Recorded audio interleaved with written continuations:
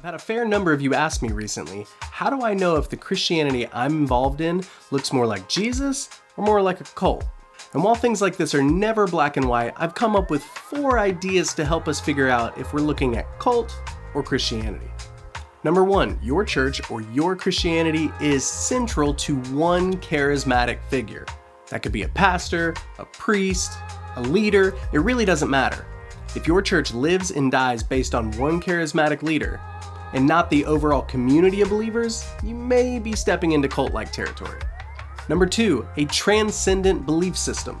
Now this one's a little tricky because the Bible and Jesus do offer us a transcendent state of mind or being. However, when Jesus does that, it's typically always attached to the idea of laying yourself down for others.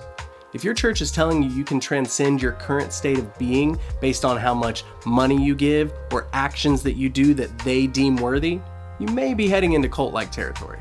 Number 3, systems of control. If your church, community, or leaders are bent on controlling how you act, think, or the things you do, you may be heading into cult-like territory. And while there are things in the Bible that are good for us and bad for us, it was never commissioned to the leaders of our modern time to be the overseers of our behavior modification.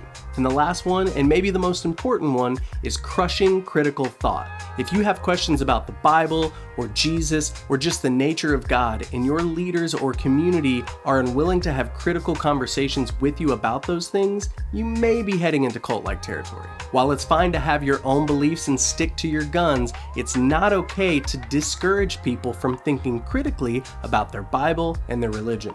So if you're a part of a community or leadership that's doing that, you may be heading into cult-like territory. Let me know what you think in the comments below. What's the difference between good Christianity and cult-like behavior?